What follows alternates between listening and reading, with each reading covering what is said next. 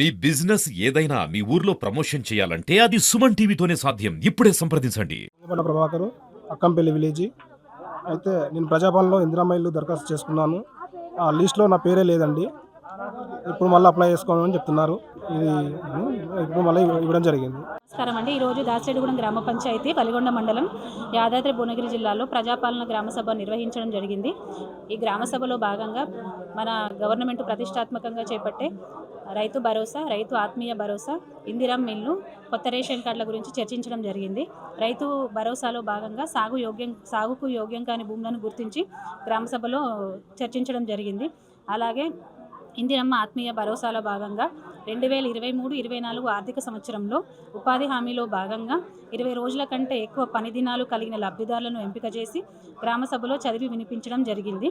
దీనికి అర్హత ఏంటంటే వారికి ఏమి వ్యవసాయ భూమి కానీ ఏది ఉండకూడదు. ఇంకా ఎవరైనా ఇందులో ఈ పథకంలో ఇంకా లబ్ధి పొందేవారు ఎవరైనా ఉంటే ఇప్పుడు ఈ గ్రామ సభలో అప్లికేషన్ పెట్టుకోవచ్చు అని చెప్పి సూచించడం జరిగింది. అలాగే ఇందిరమ్మ ఇల్లు పథకంలో భాగంగా మన ప్రజాపాలనలో 149 అప్లికేషన్లు మన గ్రామంలో రావడం జరిగింది.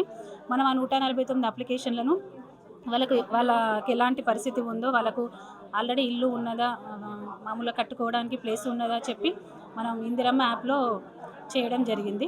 దాని తర్వాత కొత్త రేషన్ కార్డులలో భాగంగా మన మీ సేవలో కొందరు గ్రామ ప్రజలు దరఖాస్తు చేసుకోవడం జరిగింది. కుటుంబ సభ్యులని చేర్చడం కానీ, కుటుంబ సభ్యులను డిలీట్ చేయడం కానీ ఆ లిస్టు కూడా చదివి వినిపించడం జరిగింది. ప్రజాపాలనలో భాగంగా కొత్త రేషన్ల కోసం 66 మంది దరఖాస్తు చేసుకోవడం జరిగింది. ఆ లిస్టును కూడా గ్రామ సభలో చదివి వినిపించడం జరిగింది. ఇక్కడ ప్రజాపాలన కానీ లేకపోతే మీ సేవలో కానీ ఎవరైతే అప్లికేషన్ చేసుకోలేదో వాళ్ళకు కూడా ఈ గ్రామ సభలో అవకాశం కల్పించడం జరిగింది కొత్త రేషన్ కార్డులో అప్లికేషన్ చేసుకోవడానికి. తర్వాత అర్హులైన వారందరికీ ఈ పథకాలు అందుబాటులోకి వస్తాయి. జనవరి 26 నుండి కొత్త రేషన్ కార్డుల ప్రక్రియ నిరంతర ప్రక్రియ, ఎప్పుడైనా అప్లై చేసుకోవచ్చు. ఈ ప్రజాపాలన కౌంటర్ అనేది మండల కార్యాలయంలో ఏర్పాటు చేయడం జరిగింది.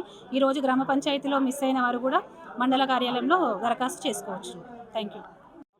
అప్లై చేసుకుని వాళ్ళు ఒకవేళ కొత్తగా రిజిస్ట్రేషన్ అయ్యి కొత్తగా పాస్బుక్స్ వచ్చిన వాళ్ళు 1 జనవరి 2025 లోపు వచ్చిన వాళ్ళు ఉంటే మా దగ్గర దరఖాస్తు చేసుకోవచ్చు. దానికి సంబంధించిన ఒక అప్లికేషన్ ఫామ్ ఉంటుంది, patta passbook xerox, Aadhaar, bank account xerox దీనికి జతపరిచి గ్రామ సభలో అంటే మా ఏఓలు కానీ అయితే నేను మండల అగ్రికల్చర్ ఆఫీసర్ కానీ ఇచ్చేస్తే మేము దానికి బ్యాంక్ అప్డేట్ చేసి పంపిస్తాం.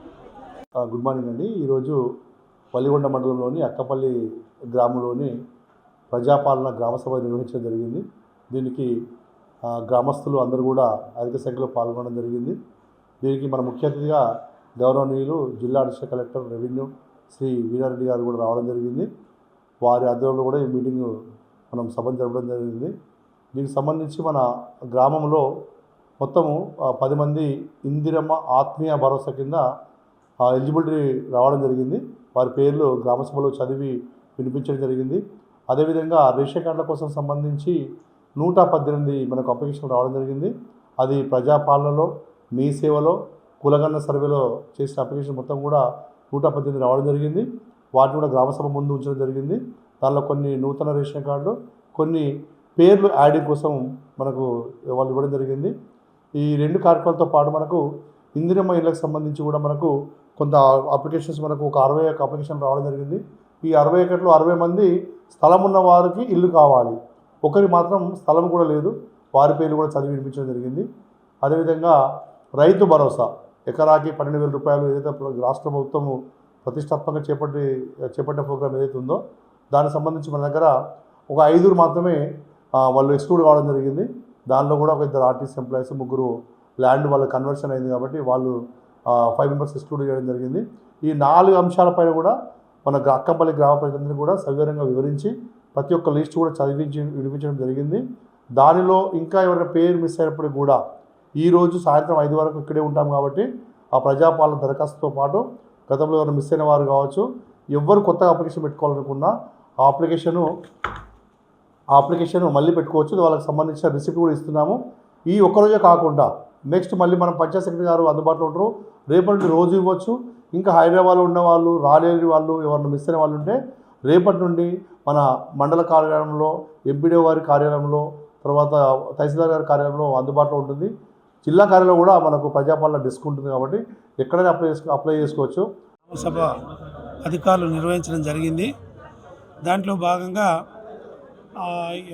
ఇందిరమ్మ ఇండ్లు కానీ, రైతు భరోసా కానీ, ఆత్మీయ భరోసా కానీ ఇవన్నీ కూడా చర్చిస్తామని చెప్పి పిలిచే ఎంపిక అని చెప్పి ఆశతోటి జనాలు ఇక్కడికి వచ్చిండ్రు.